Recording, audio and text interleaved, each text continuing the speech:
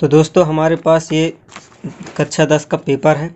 हालांकि अभी हम किताब से ही सवाल कवर करेंगे, बट मैंने सोचा कि जो कक्षा 10 का पेपर आया था गणित का, तो उससे एक सवाल बता दिया जाए। ये है प्रतिस्थापन विधि का एक सवाल आया था।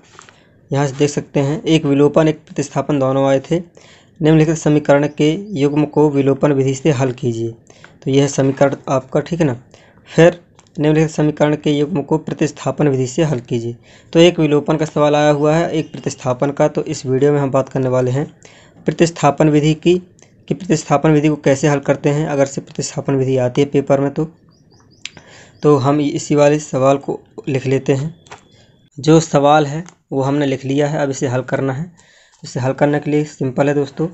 करना क्या है, किसी समीकरण एक से, देखिए एक ये है और एक ये है, ठीक है ना। तो हम यहाँ लिखेंगे हल।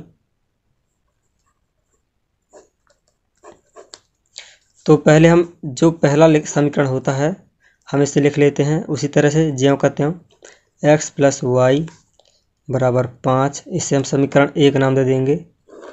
और दूसरे को लिख लेंगे 2x माइनस 3y बराबर 4, इसे समीकरण 2 नाम दे देंगे, ठीक है ना। अब इस तरह से लिखने के बाद समीकरण 1 या 2 से, चाहे अब हमें समीकरण 3 निकालना, ठीक है ना। तो यहाँ पर मैं लिख सकता हूँ समीकरण 1 से, समीकरण 1 से समीकरण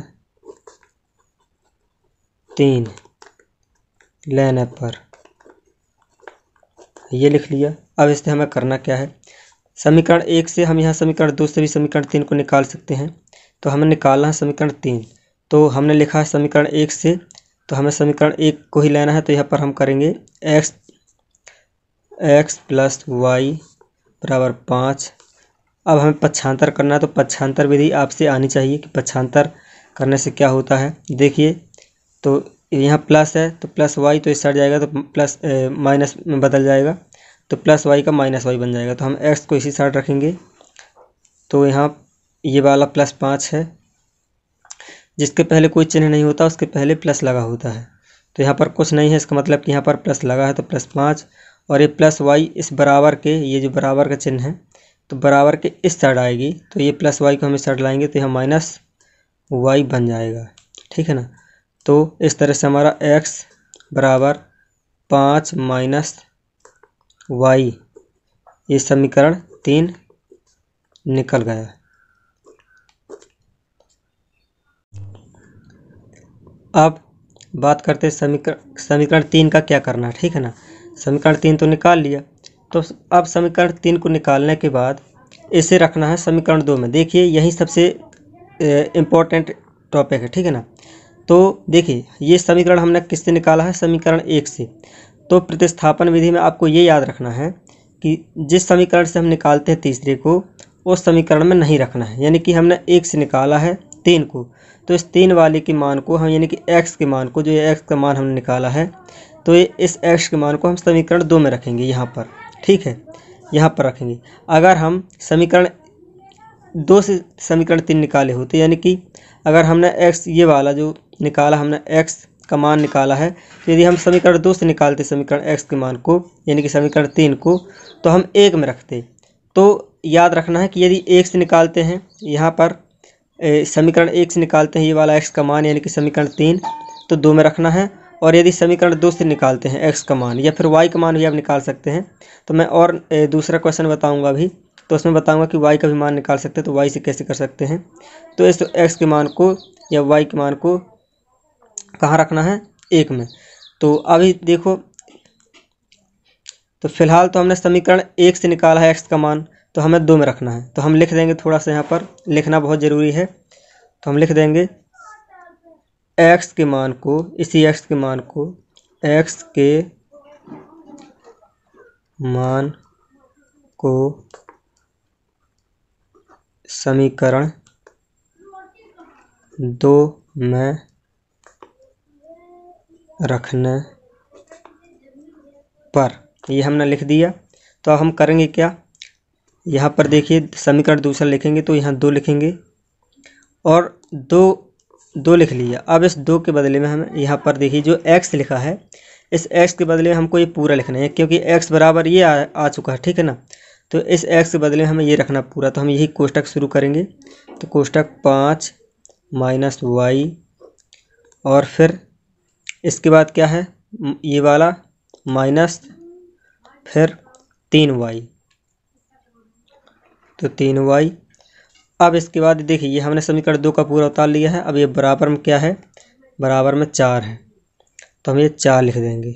अब हमें इसको हल करना है, तो हल कैसे करेंगे, तो देखिए इस ब्रैकेट का मतलब होता है गुणा करना। तो इस 2 का गुणा हम 5 में भी करेंगे और y में भी करेंगे, मतलब कि y के साथ जो एक गुणांक होता है तो गुणांक से भी करेंगे। अब ये गुणांक यदि आपको पता नहीं है गुणांक क्या चीज़ होती है, तो मैंने अलग से वीडियो बना दिया है, उस वीडियो की लिंक आपको डिस्क्रिप्शन पर मिल जाएगी। तो यहाँ पर हम गुणा करेंगे तो आएगा 2 पंचे 10, फिर माइनस 2y इस तरह से, फिर ये वाला माइनस 3y, फिर ये 4 का 4। अब हमें करना क्या है, देखिए ये चर और अचर में हमें अलग करना है। तो 2y और 3y ये चर वाले पद हैं और ये अचर वाला पद है, तो इस अचर वाले पद को हमें इसी साइड लाना है और ये दोनों यहीं रहेंगे। तो ये या फिर हम इनको जोड़ भी सकते हैं,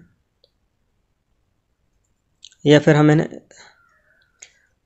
इनको जोड़ भी सकते हैं, माइनस 2y माइनस 3y। अब क्यों, क्योंकि माइनस माइनस वाली संख्याएं जुड़ती हैं। तो ये माइनस 2y है और माइनस 3y, मतलब कि इसके पहले भी माइनस लगा हुआ है और इसके पहले भी माइनस लगा हुआ है। तो हम इन दोनों को जोड़ेंगे तो 3 2 5 हो जाएगा, 5y। और ये तुम्हारा माइनस और माइनस दोनों में है, तो ये बड़ी संख्या में माइनस वाली है, तो हम माइनस लिखेंगे यहाँ पर, और बराबर करके 4। और इस प्लस 10 को, यानी कि इसके पहले प्लस लगा हुआ है, तो इस प्लस 10 को हम इस साइड लाएंगे तो ये माइनस 10 हो जाएगा, बराबर के इस साइड लाते हैं। तो अब इससे हल करेंगे तो ये माइनस 5y बराबर 10 में से 4 घटाएंगे तो 6 बचेगा, माइनस का 6।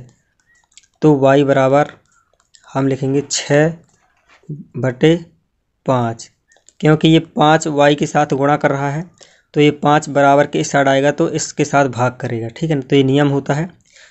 अब करेंगे क्या, हम इसके पहले माइनस लगा था, इसके पहले माइनस लगा था, तो ये माइनस माइनस कैंसिल हो जाएंगे, तो आ जाएगा y बराबर 6/5। ये निकल आया y का मान। अब इस y के मान को हमें पुनः किस में रखना है, इसमें रखना है x में, क्योंकि देखिए अभी 5 के साथ ये y माइनस घट रहा है, तो हम y के मान को यहाँ पर रखेंगे तो हमें x का मान भी मिल जाएगा। अब हम थोड़ा सा यहाँ लिखेंगे कि y के मान को समीकरण 3 में रखने पर, y के मान को समीकरण 3 में रखने पर, तो हम इस y के मान को यहाँ पर रखेंगे, इसकी जगह y को हटा करके, तो हमें x का मान भी मिल जाएगा, ठीक है ना। तो समीकरण 3 क्या है हमारा, x बराबर 5 माइनस वाई, x बराबर 5 माइनस वाई, या फिर x बराबर, हम यहाँ यह भी लिख सकते हैं, x बराबर 5 माइनस 6/5 आया है इसका, y का मान यहाँ से देख सकते हैं, ये y का मान आया हुआ है 6/5, तो हम इसको यहाँ लिख देंगे 6/5। अब इसे हल कर देंगे, ये भिन्न का घटाना बन गया, तो इसका बटा 1 करके इसे सॉल्व कर देंगे, तो x बराबर 25 माइनस 6/5, यहाँ पर x बराबर 25 में 6 घटाएंगे तो 19/5, ये आ जाएगा x का मान। तो ये हमारी प्रतिस्थापन विधि कंप्लीट हो गई, यानी कि ये सवाल हमारा प्रतिस्थापन विधि से कंप्लीट हो गया।